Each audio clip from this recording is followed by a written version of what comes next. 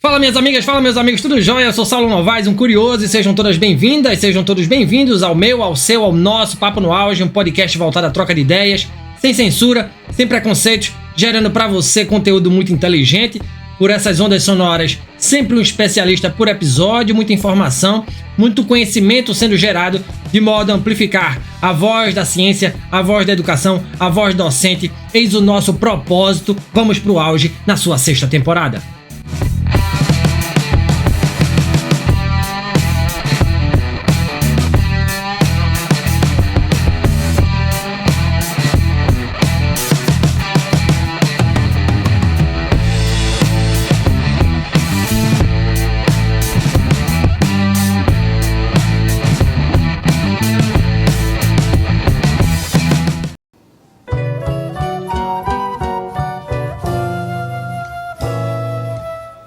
Dinheiro na mão é vendaval, é vendaval. Dinheiro na mão dos brasileiros tem sido vendaval quando o assunto são os jogos de apostas. As bets, como são conhecidas as plataformas de apostas esportivas, têm ganhado popularidade significativa no Brasil, impulsionadas pela facilidade de acesso e pela regulamentação recente do setor.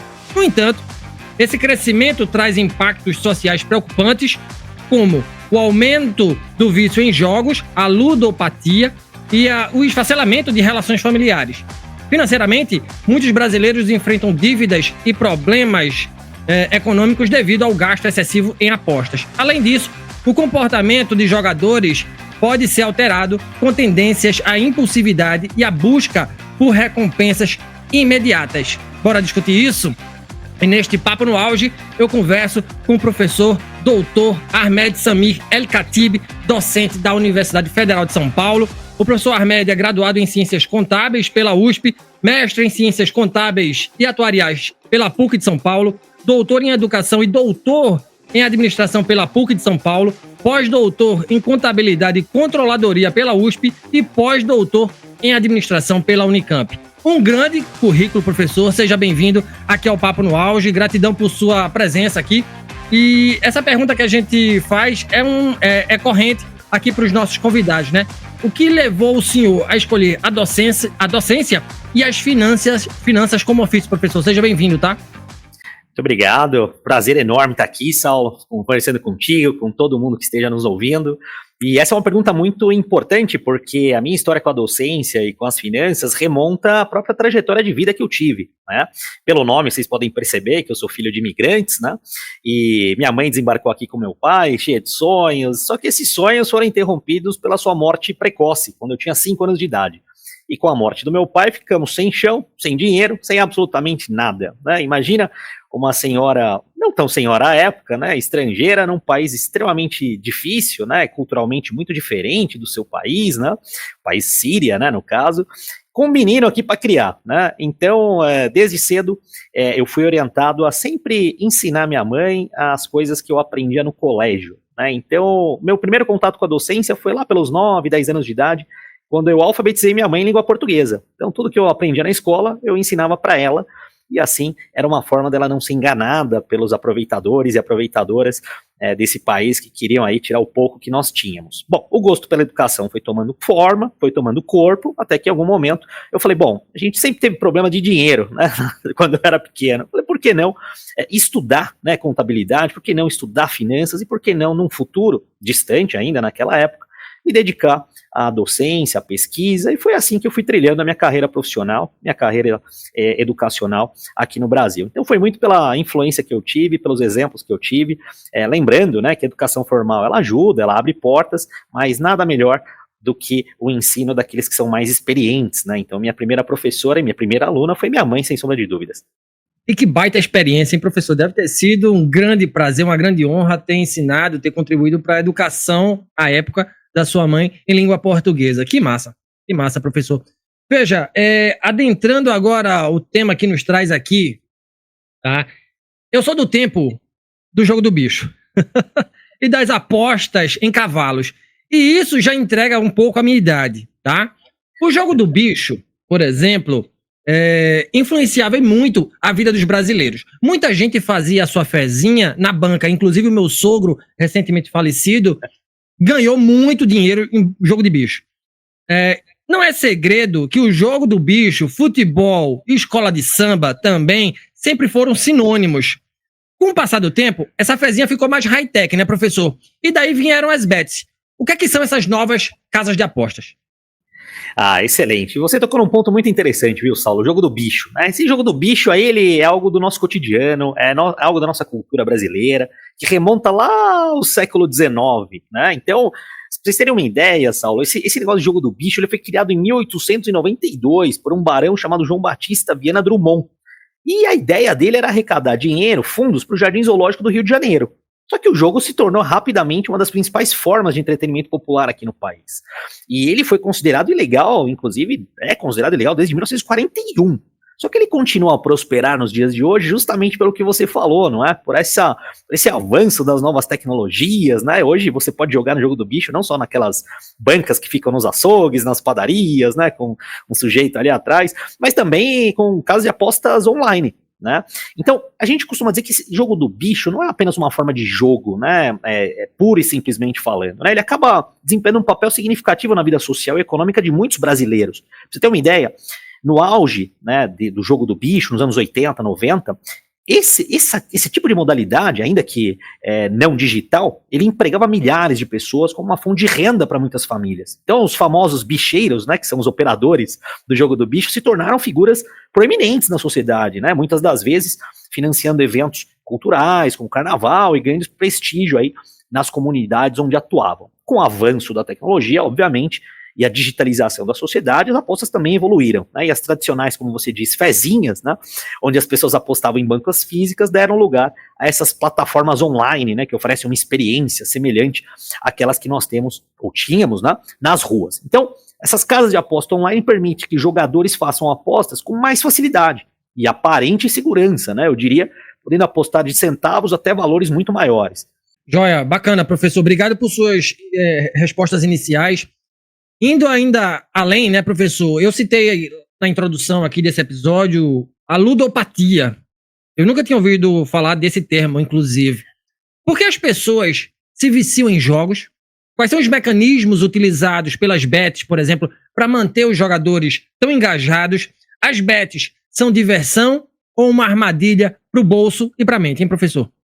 Ah, excelente, Saulo. Provocativa essa pergunta, hein? Bom, a ludopatia ela também é conhecida como jogo patológico, né? Ela é um transtorno psicológico que tem como característica, Saulo, a compulsão incontrolável de apostar, mesmo diante das consequências negativas que isso possa, de repente, acarretar. Então a pessoa sabe que aquilo é um problema, sabe que aquilo não é bom para a vida dela, mas ainda assim ela não consegue sair desse vício, né? Desse jogo patológico. Essa condição, inclusive, ela foi formalmente reconhecida pela Organização Mundial da Saúde e é considerada um distúrbio de controle do impulso, similar a outras formas de vício, como, por exemplo, o uso de substâncias ilícitas, tóxicas ou que fazem mal à saúde. Então, para entender a ludopatia, é importante a gente explorar as causas, os mecanismos que mantêm os jogadores engajados e as implicações sociais e psicológicas desse comportamento. Bom, quando você nos pergunta, sabiamente, Saulo, por que as pessoas se viciam em jogos e quais são esses mecanismos utilizados para as bets para manter os jogadores tão engajados e tão viciados, etc. e tal, a gente começa a entender que um dos principais fatores que contribuem para esse vício é a ativação de um sistema que a gente chama de sistema de recompensa do cérebro, ou seja, um fator psicológico. Então, quando uma pessoa joga, especialmente jogos de azar, a vitória, ou seja, até mesmo aquela vitória enganosa, né, do tipo, entre com 10 rodadas grátis ou com 100 rodadas grátis, libera dopamina, um neurotransmissor associado ao prazer e à motivação. E essa liberação cria uma sensação de euforia, que pode levar o jogador a repetir o comportamento na esperança de experimentar novamente essa sensação. Então, com o tempo, os jogadores podem desenvolver uma necessidade crescente de apostar mais para alcançar o mesmo nível de satisfação, criando um círculo vicioso. E eu diria que a Covid-19, o isolamento social que nós tivemos há alguns anos, contribuiu para o acirramento dessa situação, por conta desse sentimento, né, de indivíduos estarem desconectados de suas redes sociais e acabando eventualmente recorrendo a esses jogos como uma forma de escapar da solidão e encontrar um senso, eu diria que, de pertencimento, né? Então os jogos online, em particular, oferecem interações sociais que podem preencher essas lacunas deixadas por relacionamentos reais. Essa busca por conexão social, Saulo, pode ser particularmente atraente para aqueles que enfrentam dificuldades emocionais ou até mesmo problemas de saúde mental. As casas de aposta, elas sabem disso e elas se utilizam de uma variedade de estratégias para atrair e manter jogadores engajados. Vou te dar alguns exemplos. Promoções e bônus, né? A gente entra ali e vê 100 rodadas grátis, entre com R$500 de bônus, R$1.000 de bônus. Então uma das táticas mais comuns que a gente percebe, e eu já visitei online algumas dessas casas como um pesquisador para entender melhor qual que são suas estratégias, uma dessas táticas é oferecer bônus generosos e promoções atraentes para novos usuários. Então se eu indicar o Saulo, eu ganho R$1.000 de bônus ou 5 rodadas grátis no jogo ali do tigrinho, da roleta maluca, do ursinho, seja lá o que for.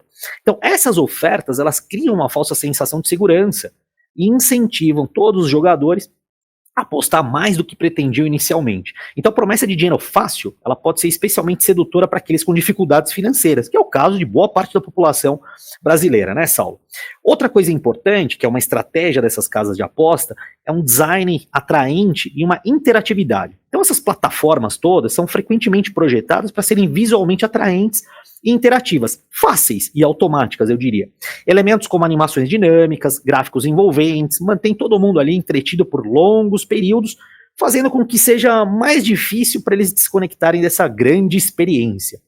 Outra estratégia que eles usam bastante são as apostas ao vivo, né? A possibilidade de você fazer apostas em tempo real, principalmente durante eventos esportivos, o que aumenta ainda mais a adrenalina do jogo. Então essa interatividade, ela acaba criando um ambiente dinâmico onde os jogadores aí acabam tendo a sensação de que tem o controle dessas apostas, mesmo quando os resultados são determinados pelo acaso.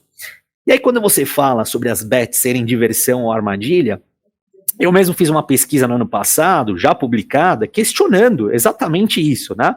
A pesquisa era intitulada com os seguintes dizeres, né?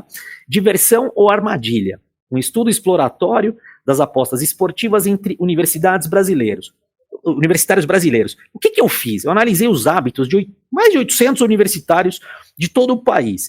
E eu cheguei à conclusão de que 81% dos universitários entrevistados já tinham participado de alguma forma de aposta esportiva, sendo que 72,8% já se envolviam regularmente.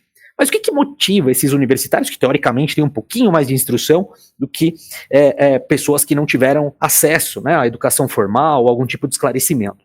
Um dos principais motivadores, Saulo, para esses jovens é o prazer associado ao jogo, né? Além da percepção de que a prática é uma forma de socialização. Então, além disso, para aqueles com problemas de jogos mais severos, as influências de amigos, de colegas, de familiares se destacam como um dos principais fatores de encorajamento.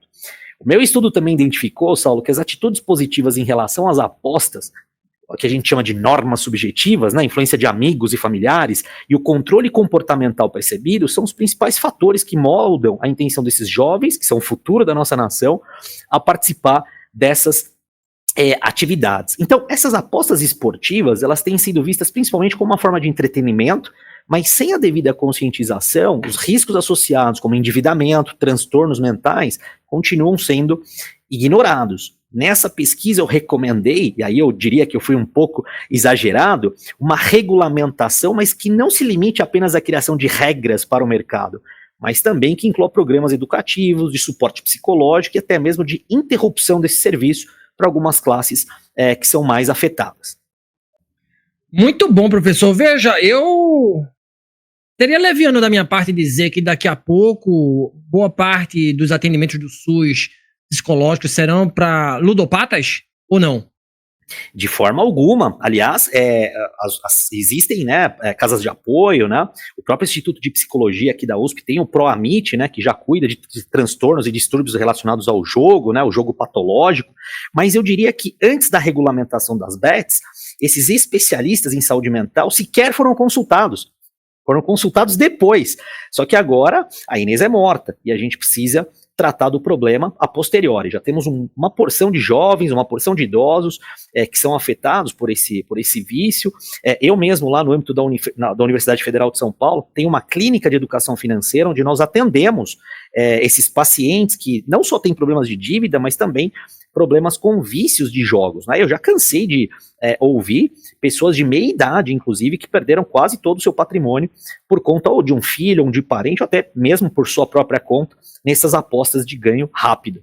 Poxa, professor, preocupante isso aí, hein? Por falar em jovem, eu sou um membro ativo de grupo de WhatsApp de futebol, né? Eu torço para o Sport Clube do Recife e não moro em Recife, eu moro em Joinville, e é uma forma de eu estar perto de me socializar com os torcedores do esporte e estar dentro desses grupos, e vejo muito a galera falando em jogos, fazer uma fezinha, fazer uma aposta, e isso é muito recorrente, tá, professor? E eu fico, como eu sou professor de português, a minha preocupação é o discurso, e o discurso é muito centrado na questão, obviamente, do jogo, da aposta, da adrenalina, né, de você estar imerso naquele ambiente, tá? E a minha pergunta, professor, é a seguinte: de que forma a popularização das apostas esportivas online tem influenciado a percepção de jovens brasileiros? O senhor já falou um pouco sobre isso, sobre o dinheiro, o sucesso e o risco, e quais são as possíveis consequências a longo prazo? Como é que a falta de educação financeira no Brasil pode agravar os impactos negativos das apostas esportivas, especialmente em comunidades de baixa renda, onde está a maior parte dos apostadores? Como os impactos financeiros negativos das apostas esportivas podem afetar não apenas os indivíduos, mas também suas famílias e comunidades, gerando ainda mais ciclos de pobreza e endividamento, hein? Excelente, Saulo. Esse é um problema central, né? Existe um termo que ainda não é pacificado na literatura, nem de psicologia, nem de finanças comportamentais, que é a ansiedade financeira. Né? Então, numa rápida pesquisa, mais de 70 artigos, eu cheguei a 70 definições diferentes de ansiedade financeira, que inclui, inclusive, tensão financeira, depressão financeira, angústia financeira. Então, a ansiedade, né, ou seja, aquele sentimento natural que nós temos, né, ante algum acontecimento, algum evento, isso é absolutamente controlável. A depressão, que já é um estágio mais de tristeza profunda, isso aí já não é controlável. Mas quando a gente fala de dinheiro, ambos estão presentes, tanto na ansiedade quanto na depressão. Então, quando a gente fala de percepção dos jovens em relação ao dinheiro, sucesso e risco, eu adicionaria, a gente percebe uma geração, claro que isso não exclui os mais velhos, assim como eu, mas uma geração mais ansiosa, né, que quer ganhar dinheiro fácil, que não quer ficar 10 anos no escritório, 20 anos numa empresa, 30 anos numa fábrica, né? Então o sujeito quer entrar ali no marketing digital, vender umas coisinhas e ficar rico de uma semana para outra. Hoje em dia, inclusive, existem vários influenciadores de 10, 11, 12, 13 anos de idade, ensinando como ficar rico em poucas semanas e como abandonar a escola de uma maneira mais simples, como ensinar ao professor a ser um empreendedor vendendo cursos em PDF vazios, né? Então, essa popularização das apostas esportivas, elas mudaram a percepção dos jovens em relação ao dinheiro, levando muitos jovens a verem essa atividade como uma forma rápida de enriquecimento, né? O que pode resultar num ciclo de endividamento, eu diria, e dependência financeira muito grande, principalmente em comunidades de baixa renda, onde falta, eu não diria educação financeira, mas a alfabetização financeira, não é? Mostrar, assim, que não existe uma geladeira em 5 vezes sem juros, não existe um consignado barato por 1,29 ao mês, que não existe 100 rodadas grátis para você ganhar R$500 de cara no Pix no jogo do Tigrinho, né? Então, isso é fundamental, né? Que desde cedo os jovens sejam apresentados a um modelo de educação financeira mais crítico, que mostre não só as mazelas do país, mas também essas formas alternativas de se ganhar dinheiro fácil, não pelos jovens, mas pelos geradores dessas plataformas, né? Porque é um grande negócio. Você falou de futebol, eu sou São Paulino, né? Muito feliz, acompanhei meu time ser tricampeão mundial nos anos 90, e o nosso time tá muito bem, obrigado, né? Antes da gente discutir futebol. Mas é o que você disse, é uma paixão nacional. Então, como é que o São Paulo e o Sport vão jogar? Eu vou apostar no São Paulo, né? Porque naquele momento São Paulo é mais forte, tem uma estrutura melhor, mas ainda assim existe um acaso probabilisticamente falando, existe uma situação onde pode acontecer do esporte dar uma goleada no São Paulo, né? E a gente sente segurança para aquelas coisas que a gente gosta e, entre aspas, domina. Futebol é uma delas, né? Paixão nacional.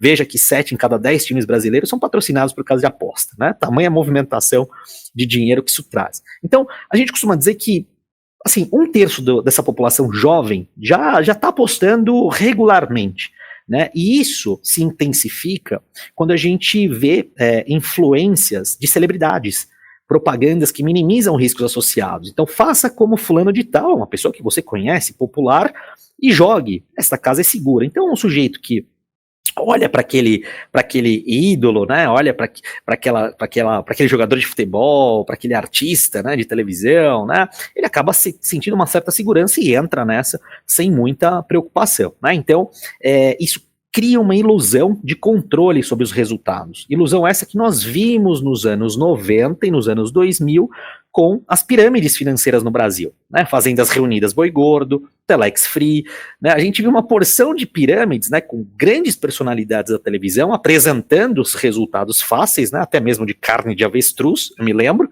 né, à época, ou madeiras feitas não sei onde. Então, a pessoa olha e falava, nossa, mas como esse artista, esse ator tão importante fez a novela das 8, como é que a gente não vai apostar nisso? E as pessoas entravam. Agora, com a popularização da internet, isso fica muito mais evidente. Então, esse é um ponto. A ausência de uma base sólida, e aí me permita, Saulo, substituir educação por alfabetização financeira, agrava isso, agrava esses impactos, porque muitos apostadores, eles não compreendem as consequências de suas ações. E isso leva a dificuldades financeiras que não afeta apenas o indivíduo, mas também sua família, sua comunidade, e isso perpetua o ciclo de pobreza e compromete aí os recursos essenciais, como alimentação, educação. Além disso, esse vício em aposta pode resultar em problemas psicológicos, como ansiedade, depressão, e eu diria até que isso pode exacerbar ainda mais, né, a situação socioeconômica, né, dessas famílias. Então esse senso de urgência, de ganhar dinheiro fácil, etc e tal, é o gatilho que as empresas que fornecem serviços usam justamente para capturar esses mais jovens, né, e às vezes não tão jovens assim, com a promessa de ganhos fáceis, de dinheiro rápido e tudo mais. Professor Ahmed Samir El-Khatib, esse conteúdo é para você que está ouvindo aí o professor Ahmed, né, que está aí fazendo a sua fezinha. Muito cuidado com aquela aposta, né, aquela fezinha de todo dia. Ô, professor, vamos falar, o senhor falou em ilegalidade. Eu queria saber quais são os efeitos colaterais sociais do aumento das apostas esportivas, como o possível crescimento de atividades ilegais relacionadas, né, a ela, como lavagem de dinheiro e fraudes. Corinthians recentemente estava envolvido aí com questões, desvio de patrocínio, enfim, que por sinal era de uma casa de aposta. Por outro lado, como a regulamentação dos jogos de apostas, né, esportivos no Brasil pode equilibrar a geração de receita para o governo? Excelente. Bom, com relação aos efeitos colaterais, né, a gente percebe que esse crescimento das apostas, né, esse acesso, né, multifacetado, né, por várias mídias, né, tem gerado efeitos potencialmente colaterais muito significativos, né, principalmente no que você disse bem, Saulo, nas classes de menor poder aquisitivo. Então, fazendo um gancho com a pergunta que você me fez sobre ludopatia, eu acho que o aumento da ludopatia e problemas sociais é uma dessas consequências. Então essas apostas, principalmente esportivas, elas têm contribuído para o aumento de casos de ludopatia, e isso, obviamente, tem levado a problemas graves de saúde mental e mais endividamento. Então muitas pessoas, especialmente aquelas com baixa educação financeira, veem as apostas como uma forma de resolver rapidamente suas dificuldades econômicas, que resulta, como eu disse, num ciclo vicioso de dependência e comprometimento do orçamento familiar. Além disso, a ludopatia ela pode resultar em consequências devastadoras, como, por exemplo, a destruição de lares, separação, aumento de estresse e até mesmo suicídio, como já verificado em muitos atendimentos aqui em São Paulo. Então, o impacto se estende também ao ambiente de trabalho, onde a pessoa tem sua produtividade afetada e o absenteísmo aumenta, né, devido a problemas relacionados ao vício. A pessoa não consegue trabalhar porque ela fica ali fazendo a fezinha, lendo relatórios de traders esportivos, né, esse é um termo que se utiliza também aí, né, fazem disso uma profissão, né, de dinheiro fácil e etc. Então esse é um primeiro problema. Lavagem de dinheiro e atividades ilegais é uma outra consequência. A falta de regulamentação, não uma regulamentação de autorização das casas de aposta ou de tributação das mesmas, como tem sido discutido, até porque eu autorizo casas de aposta no Brasil, as tributo e aumento a arrecadação. Isso é bom para todo mundo que está no governo, né, ou que vive dessas empresas, mas não é bom para a população. Então, eu diria que a regulamentação ela precisa ser mais rigorosa, porque a ausência de uma regulamentação rigorosa no setor dessas apostas facilita atividades ilegais, como lavagem de dinheiro. Então, alguns criminosos já têm se utilizado dessas plataformas de aposta para dar aparência lícita ao dinheiro proveniente de atividades ilícitas. Então isso pode ocorrer através da realização de depósitos pequenos, seguidos por apostas em eventos esportivos, onde, por exemplo, os ganhos são retirados como se fossem legítimos. Isso é uma forma de lavagem de dinheiro. E essa prática, Saulo, ela não só compromete a integridade do sistema financeiro como um todo, mas também gera um ambiente propício para fraudes e manipulação de resultados, como a gente viu com um jogador lá na ilha de Paquetá, né, que inclusive sofreu sanções muito duras na Europa, né, alguns jogadores envolvidos em alteração de resultados para favorecimento de familiares foram banidos do futebol, e é essa regulamentação mais severa que eu aposto, né, que eu acho que resolve o problema ou diminui o problema, talvez ele não resolva, mas diminui o problema, né, regras mais duras. No entanto, Saulo, essa questão das apostas no Brasil, ela tem sido levada para esse tom de licitude por conta da geração de receita e empregos, né? Então, a regulamentação, ela tende a gerar uma receita anual por essas casas de aposta na ordem de 20 bilhões de reais. E há quem diga que isso possa gerar 700 mil empregos diretos e indiretos, assim como eu falei lá do jogo do bicho, que movimentava a economia de algumas comunidades, a parte cultural de algumas regiões nos anos 80 e 90. Então, ao estabelecer um sistema legal para essas apostas, o governo ele deveria implementar políticas eficazes para a prevenção do jogo patológico, da ludopatia, garantindo que esses operadores adotem práticas responsáveis e protejam aqueles que são mais vulneráveis. Em algumas regiões da Europa, você não consegue apostar de madrugada. É cortado o acesso, porque foi comprovado que de madrugada o sujeito que está ocioso faz consumo de álcool e drogas e acaba jogando, né? Então, se a gente pega e fala, bom, mas só 2, 3% da população mundial é viciada em jogos, perfeito, mas metade daqueles que são viciados em álcool e drogas fazem uso de casas de aposta, né? Então a gente acaba trazendo outros tipos de problemas para essas pessoas mais vulneráveis. Então uma estrutura regulatória adequada poderia permitir um maior controle sobre essas atividades de casas de aposta, reduzindo principalmente essa questão da lavagem de dinheiro, né? Que eu acho que é algo que é muito relevante e tem que ser discutido com urgência, né? Então, em linhas gerais, Saulo, enquanto o aumento das apostas esportivas ela apresenta riscos sociais significativos, como a gente falou, uma abordagem regulatória mais rígida, mais estruturada, poderia mitigar esses problemas e transformar esse setor numa fonte valiosa de receita, né, de repente de emprego para o país, desde que não tivesse, obviamente, manipulação de resultados e acessasse aí pessoas com baixa vulnerabilidade. Muito bom, professor. Veja, bom, o senhor tocou nesse assunto e a próxima pergunta tem a ver com ética, né?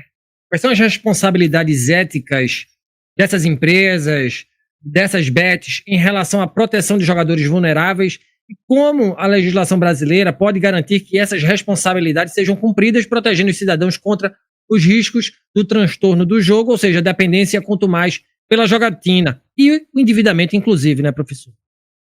É verdade, Saulo, sem sombra de dúvidas, né? Então as empresas de apostas online, apostas esportivas, né? Hoje você consegue apostar sobre tudo, né? Sobre eleições em determinados países, você consegue apostar não só no futebol, mas em partidas de tênis, de basquete, de esportes que eu nunca ouvi falar, até esportes, né? Que são os esportes eletrônicos, né? Esses e-games e tal. Então coisas que são absurdamente impensadas, né?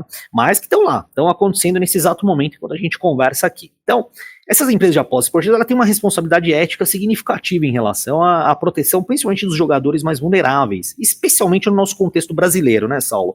Então, onde essa regulamentação ainda está se desenvolvendo. A gente teve uma regulamentação, depois foi posta uma lista de empresas que não estavam adequadas, depois soltaram uma lista de empresas que estavam adequadas, aí teve toda essa questão com times de futebol, enfim, né? Essas responsabilidades, no meu entendimento, elas poderiam incluir, né, uma proteção, né, uma promoção, né, melhor dizendo, ao jogo responsável, né, então os donos dessas casas esportivas deveriam implementar ferramentas que ajudem jogadores a controlar suas apostas, como limite diários, opções de autoexclusão. Então, perdi R$100, ele me elimina da plataforma por 1 ano, pronto.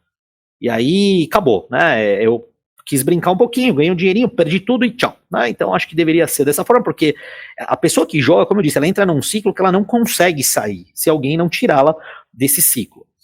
Então acho que isso é crucial para prevenir, por exemplo, comportamentos, como eu disse, de jogo problemático, né? E uma ultradependência. Transparência e informação. A gente precisa saber quem são os donos dessas operadoras. Onde é que eles estão sediados? São brasileiros? São estrangeiros? Eu acho que não. Né? Então, a gente sabe que as pessoas apostam online, muitas das vezes, né, em sites, né, que são localizados noutra jurisdição, fazem sua aposta lá, depositam via Pix o dinheiro, se ganharem, recebem por Pix, mas não da casa de aposta, né, de algum operador local, que muda a cada ciclo de recompensa, né?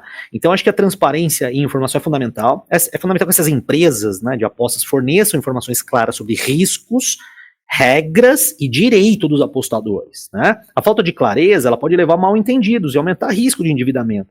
O sujeito acha que ganhou R$500 de bônus, mas nas entrelinhas estava escrito, desde que você ganhe o dobro, né? Então, para tirar os R$500 que eles te dão de graça, você precisa ganhar 1.000. E isso nem sempre acontece, né? Porque você vai perdendo, aí você espera que na próxima você ganhe, você perde a próxima, ganha a próxima, e assim você vai entrando numa zona de incerteza. Uma publicidade responsável, né? Essas campanhas publicitárias deveriam ser direcionadas ao cuidado, assim como a gente tem nas campanhas de cigarro, né, de tabaco, que no verso mostram pacientes em fase terminal, que faço mesmo com as casas de aposta, porque são jogos de azar, como o próprio nome diz. Algumas religiões proíbem jogos de azar, né? Quase todas as monoteístas, né, proíbem claramente os jogos de azar, né? Então, deviam ser voltadas para essa população mais vulnerável, como jovens, pessoas com histórico de dependência, alcoólatras e dependentes químicos, né? Então, essa promoção ela deve ser feita de forma ética, Saulo, destacando os riscos do jogo, em vez de apenas os potenciais ganhos, como eles fazem. Venha ganhar, venha ganhar, venha ganhar. Não, aqui você vai perder. É 1% de chance de ganhar, mas isso eles não vão fazer, a gente sabe por quê. Colaboração com autoridades, eu diria também que é um ponto importante se destacar. Essas empresas devem cooperar com os órgãos reguladores para garantir a conformidade com as leis brasileiras e as regulamentações. E com isso, a gente vai ter um caminho seguro para a prevenção de fraudes e manipulações de resultados, né? Porque a gente percebe que já teve jogador envolvido, já teve juiz envolvido, já teve uma porção de pessoas, famílias de jogadores envolvidas, né? Então, por que não fazer uma auditoria antes, né, e entender qual que é a relação dos ganhadores da fezinha de ontem com os jogadores da partida de ontem, né? Será que os ganhadores têm relação com os familiares que estavam jogando ali, né? Será que quem estava jogando tem familiares que ganhou algum dinheirinho, né? Então fazer essa fiscalização mais intensiva, acho que poderia resolver. A legislação brasileira, né, sobre apostas esportivas, ela é regida pela 13.756 de 2018, que estabelece algumas diretrizes, né, para a operação desse setor. Então, algumas formas pelas quais a legislação pode garantir que essas responsabilidades éticas sejam cumpridas, lá pela lei, falavam sobre regulamentação, fiscalização e educação. Mas eu acrescentaria uma regulamentação, como eu disse, rigorosa, uma fiscalização ativa e uma educação e conscientização, além, obviamente, de uma penalização muito forte e rigorosa para aquelas empresas que cometerem eventuais ilícitos, né? É isso que eu acho que falta na discussão. No entanto, a gente sabe que, primeiro, né, a gente aprovou as casas de aposta, pensou na tributação e depois foi ver as questões de saúde mental e de endividamento, né? Lembro até de uma discussão, Saulo, em relação aos bancos que fizeram uma carta aberta ao governo dizendo, olha, essa liberação das casas de aposta está fazendo com que as pessoas peguem dinheiro aqui no banco e gastem lá, ao invés de pegar dinheiro e gastar com outras coisas. Na verdade, não era bem isso, né? Os bancos estavam preocupados, né, que o dinheiro que fosse pagar aquele empréstimo fosse totalmente utilizado nas casas de aposta. Então, a gente percebe que os bancos também não são tão bonzinhos, né? Mas as casas de aposta não estão nem preocupadas com essa questão social, deixa para o governo resolver. Veja, professor, azar no jogo, sorte a nossa que tivemos aqui com o senhor ouvindo essa palavra tão abalizada e infelizmente a gente chega ao fim do Papo no Auge de hoje. Eu conversei com o professor doutor Ahmed Samir El-Khatib, docente da Universidade Federal de São Paulo, na pauta as bets no Brasil e seus impactos sociais, financeiros e comportamentais. Professor, gratidão por sua voz tão potente aqui no nosso podcast. Obrigado. Quem quiser trocar ideias com o senhor, onde lhe encontrar? Para quem quiser aprofundar o tema, qual livro o senhor recomenda? Obrigado, viu, professor? Ô, Saulo, foi um prazer muito grande, o papo passou muito rápido, o papo no auge, eu adorei, foi uma conversa muito boa.